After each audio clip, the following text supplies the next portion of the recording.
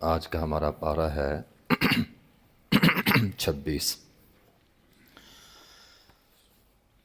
26واں پارہ ہے۔ سورت کا نام ہے سورہ احقاف۔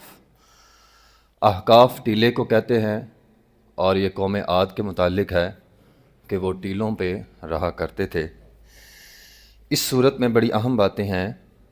ایک تو اللہ تعالیٰ نے آغاز میں شرک کی تردید کی ہے۔ فرمایا جن کو بھی تم اللہ کے علاوہ پکارتے ہو یہ قبر والے قیامت تک تمہاری آواز نہیں سنیں گے، قیامت تک۔ اللہ تعالیٰ قرآن میں فرماتے ہیں من لا یستجیب لہ الی یوم القیامہ، قیامت آ جائے گی یہ تمہیں تمہاری باتوں کا جواب نہیں دیں گے۔ ایک تو یہ بات ہے۔ دوسری بات جو بڑی اہم بات ہے اس صورت میں وہ یہ ہے کہ اگر کسی عورت کی شادی ہو جائے، اسے بچہ پیدا ہو 7 مہینے بعد، شادی کے 7 مہینے بعد بچہ پیدا ہو گیا، ہمارے معاشرے میں اس عورت کے بارے میں لوگ یہ سمجھ بیٹھتے ہیں کہ یہ بد کردار ہے۔ 7 ماہ بعد بچہ پیدا ہو گیا۔ اسلام اس حوالے سے کیا کہتا ہے؟ قرآن کیا کہتا ہے؟ قرآن اس حوالے سے یہ کہتا ہے کہ وَحَمْلُهُ وَفِصَالُهُ 30 شَهْرًا، بچہ جو پیٹ میں ہے اور دودھ پلانا، جو ماں بچے کو دودھ پلاتی ہے، اس کی مدت ہے 30 مہینے۔ وَحَمْلُهُ وَفِصَالُهُ 30 شَهْرًا، اس کو ذرا توجہ سے سمجھیں۔ یہ ہو گیا 30 مہینے، حمل اور دودھ پلانے کی مدت کتنی ہوئی؟ 30 مہینے۔ سورہ بقرہ کے اندر ہے اللہ تعالیٰ فرماتے ہیں حولین کاملین، دودھ پلانے کی مدت ہے 2 سال۔ 2 سال میں ہوتے ہیں 24 مہینے، 30 میں سے 24 نکال دیں، باقی بچے 6۔ اگر کسی عورت کی شادی ہو جائے، قرآن یہ کہتا ہے کہ 6 مہینے بعد بچہ پیدا ہو جائے، اس عورت کو بد کردار نہ کہو، اس کا اپنا بچہ ہے۔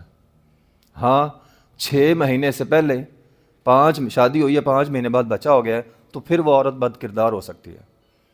6 مہینے کے بعد پیدا ہونے والا بچہ، اس عورت پر آپ بد کرداری کا الزام نہیں لگا سکتے۔ آگے جنوں کے متعلق بات ہے۔ جنہوں نے نبی علیہ الصلوۃ والسلام کا قرآن سنا، مسلمان ہو گئے، اور صحیح مسلم کے اندر حدیث ہے، انہوں نے آ کر نبی علیہ الصلوۃ والسلام سے کہا ہم کیا کھائیں، ہماری غذا کیا ہے؟ اب ہم مسلمان ہو گئے، پہلے ہم کافر تھے، مسلمان ہیں، ہم کیا کھائیں؟ نبی علیہ الصلوۃ والسلام نے فرمایا ہر وہ ہڈی جس پر اللہ کا نام لیا گیا ہے، یعنی جو جانور ہم اللہ کا نام لے کر ذبح کرتے ہیں، گوشت ہم کھا لیتے ہیں، ہڈی پھینک دیتے ہیں، فرمایا وہ ہڈی تم اٹھا لینا، جیسے ہی تم اٹھاؤ گے اس پر اللہ کی طرف سے گوشت آ جائے گا اور وہ تمہارا کھانا ہوگا۔ اور پھر نبی علیہ الصلوۃ والسلام نے فرمایا جانور کا گوبر، خاص طور پہ آپ نے فرمایا اونٹ کا گوبر تمہارے جانوروں کا کھانا ہوگا۔ اور نبی علیہ الصلوۃ والسلام نے صحابہ کرام کو مخاطب کیا اور فرمایا میرے صحابہ، گوبر سے اور ہڈی سے استنجا نہ کرنا۔ ہڈی جانوروں کی خوراک اور گوبر جانوروں کے جنوں کے، یعنی ہڈی جنوں کی خوراک اور گوبر جنوں کے جانوروں کی خوراک ہے۔ آگے اللہ تعالیٰ فرماتے ہیں، سورہ محمد ہے، اور سورہ محمد میں جہاد کے احکامات ہیں۔ مختصر یہ ہے کہ اللہ تعالیٰ فرماتے ہیں ہم نے ان کو جہاد کا حکم دیا، فَإِذَا لَقِيتُمُ الَّذِينَ كَفَرُوا فَضَرْبَ الرِّقَابِ، ایک تو جب کافروں کو ملو ان کی گردنیں مارو۔ دوسری بات اللہ تعالیٰ نے جو جہاد کے متعلق بڑی اہم بات سورہ محمد کے اندر ارشاد فرمائی، اللہ تعالیٰ فرماتے ہیں ہم ان پر جہاد کے احکامات جاری کرتے ہیں، ان میں سے جو منافقین ہوتے ہیں انہیں جہاد کے احکامات ایسے لگتے ہیں ینظرون الیک نظر المغشی علیہ من الموت، جیسے موت پڑ گئی ہو۔ تو ہم ذرا تصور کریں جس کو جہاد کی باتیں، جہاد کرنا، یہ باتیں سن کر موت پڑتی ہے، وہ کون ہے؟ قرآن کہتا ہے وہ منافق ہے۔ تو جہاد کی باتیں سن کر انسان کا ایمان بڑھنا چاہیے، نہ کہ انسان کو موت پڑے۔ آگے اللہ تعالیٰ فرماتے ہیں افلا یتدبرون القرآن ام علی قلوب اقفالها، قرآن صرف پڑھنے کے لیے نہیں آیا، قرآن تدبر کرنے کے لیے آیا ہے، غور و فکر کرنے کے لیے آیا ہے۔ صرف ناظرہ پڑھ کے بند نہیں کرنا، اس پر تدبر کرنا ہے۔ آگے سورہ فتح ہے، فتح سے مراد مکہ فتح ہے، اور اس کی ابتدا ہوئی تھی صلح حدیبیہ سے، اور صلح حدیبیہ کی ابتدا ہوئی تھی نبی علیہ الصلوۃ والسلام کے ایک خواب سے۔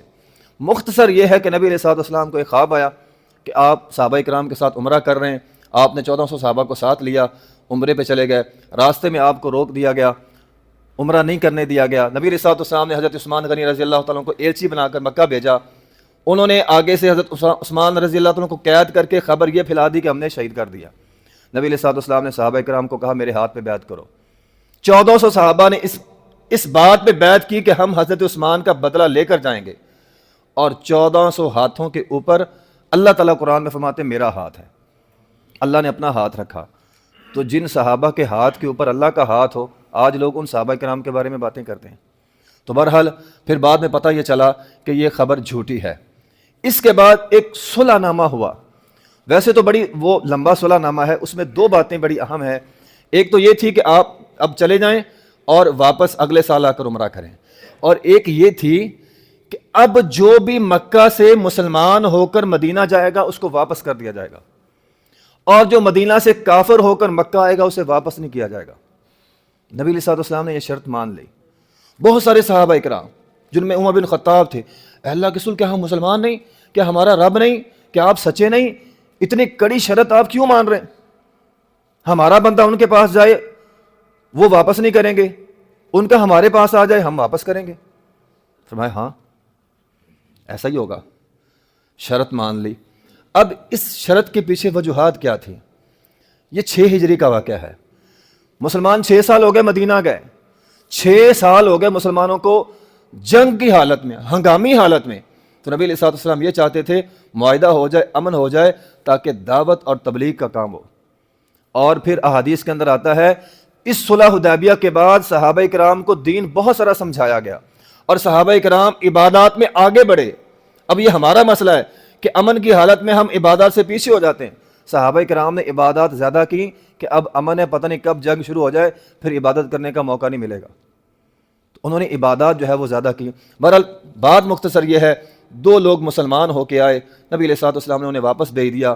وہ راستے میں جا کر بیٹھ گئے، ابو بصیر وغیرہ، وہ ہر قافلے کو آ کر لوٹتے تھے۔ تو مشرکین مکہ نے کہا ہم کہاں پھنس گئے، اور ہمارے قافلے جو بھی آتے ہیں سامان کے تجارتی، یہ 2 لوگ لوٹ لیتے ہیں۔ نبی علیہ السلام کے پاس آ کر انہوں نے معاہدہ پھاڑ دیا، ختم کر دیا، اور اس کے بعد جو ہے وہ مکہ فتح ہوا۔ آگے ہے پھر اسی صورت کے اندر غزوہ خیبر بھی ہے۔ نبی علیہ السلام نے وہ خیبر کا واقعہ آپ جانتے ہیں، فتح نہیں ہو رہا تھا، حضرت علی رضی اللہ تعالیٰ عنہ کو جھنڈا دیا اور خیبر جو ہے وہ فتح ہوا۔ پھر وہاں یہ بھی واقعہ پیش آیا، نبی علیہ السلام کو زہریلی بکری کھلائی گئی یہودیوں نے، اور یہ واقعہ وہاں پہ پیش ہے۔ بہرحال نبی علیہ السلام نے نہیں کھائی تھی، ایک صحابی نے کھائی تھی، وہ صحابی جو ہے وہ مر گیا تھا اور شہید ہو گیا تھا، اور اس کے عوض نبی علیہ السلام نے اس عورت کو بھی قصاص میں قتل کر دیا تھا۔ آگے سورہ حجرات ہے۔ ویسے تو سورہ حجرات جو ہے وہ تفصیل کے ساتھ پڑھنے والی صورت ہے، میں صرف بتا دوں گا اس کے اندر ہے کیا کیا، اور گزارش کروں گا ہم میں سے ہر آدمی گھر میں جا کے سورہ حجرات ضرور پڑھے۔ جس طرح میں نے پیچھے کہا تھا سورہ نور ہر گھر کی ضرورت ہے، اسی طرح سورہ حجرات ہمارے اس معاشرے کی ضرورت ہے۔ اس کے اندر کیا ہے؟ ایک تو آغاز میں یہ کہا گیا کہ نبی سے اوپر کسی کی آواز نہیں ہونی چاہیے، آواز کے اعتبار سے بھی اور اہمیت کے اعتبار سے بھی۔ جب نبی کی بات آ جائے کسی اور کی بات نبی کی بات کے اوپر ہو ہی نہیں سکتی، کسی امام کی، کسی بزرگ کی، کسی کی بات نہیں۔ جب حدیث آ گئی ساری باتیں نیچے ہیں، ورنہ ان تحبط اعمالکم، تمہارے عمل ضائع ہو جائیں گے۔ نبی کی بات ہو ہم کہیں نہیں نبی کی بات ٹھیک ہے، وہ فلاں کی امام کی بات میں مانتا ہوں، بھئی تیرا ایمان ہی نہیں ہے، تیرا عمل ضائع ہو گیا، یہ قرآن کہتا ہے۔ آگے اللہ تعالیٰ نے فرمایا ان جاءکم فاسق بنبأ فتبینوا، جب بھی اللہ تعالیٰ نے اگر آپ کو فیصلہ کرنے کا اختیار دیا ہے نا، 2 لوگ آپ کے پاس آ جائیں، دونوں کی بات سنیں، ایک کی بات سن کر کبھی فیصلہ نہ کریں۔ لیکن ہمارے معاشرے کا عجب معاملہ ہے، ہم ہمیشہ ایک کی بات سنتے ہیں اور فیصلہ کر لیتے ہیں، ذہن بنا لیتے ہیں، ذہن بنا کر دوسرے کی سنتے ہیں، پھر ذہن تو پہلے ہی ہم نے بنا لیا ہے، فیصلہ تو ہم نے پہلے ہی کر لیا ہے۔ تو 2 لوگوں کی بات سننی چاہیے۔ تیسری بات نبی علیہ السلام نے فرمایا صلح کراؤ، لوگوں جھگڑنے والوں کے درمیان صلح کراؤ، اگر صلح نہیں ہوتی تو مظلوم کے ساتھ ہو جاؤ۔ پھر کہا مذاق نہ اڑاؤ، کسی کے برے القاب نہ لو۔ امی عائشہ رضی اللہ عنہ نے کیا کہا تھا؟ وہ چھوٹے قد والی، اتنا جملہ، یہ جملہ ہمارے معاشرے میں برا ہے ہی نہیں۔ کسی کو اندھا کہنا، لولا کہنا، لگڑا کہنا ہمارے معاشرے کا گناہ نہیں ہے۔ امی عائشہ نے صرف ایک عورت کو کہا چھوٹے قد والی، فرمایا عائشہ تو نے ایسا جملہ بولا ہے اگر سمندر کے اندر ڈال دیا جائے سمندر کڑوا ہو جائے، اور ہمارے ہاں یہ گناہ نہیں ہے۔ تو برے القابات سے کسی کو نہیں نوازنا، غیبت نہیں کرنی، بدگمانی نہیں کرنی، ٹھیک ہے، تو یہ صورت جو ہے اس کے اندر اس طرح کے بہت سارے احکامات ہیں، تو تمام لوگ اس صورت کو پڑھا کریں ترجمے کے ساتھ۔ آگے سورہ کاف ہے، اس کے اندر جو ہے وہ قیامت کے احوال ہے، اور اس کے اندر وہ معروف آیت بھی ہے کہ اللہ تمہاری شاہ رگ سے بھی زیادہ قریب ہے، تو اللہ کو پکارا کریں، اللہ ہماری دعاؤں کو جو ہے وہ سننے والا ہے۔ وآخر دعوانا الحمدللہ رب العالمین۔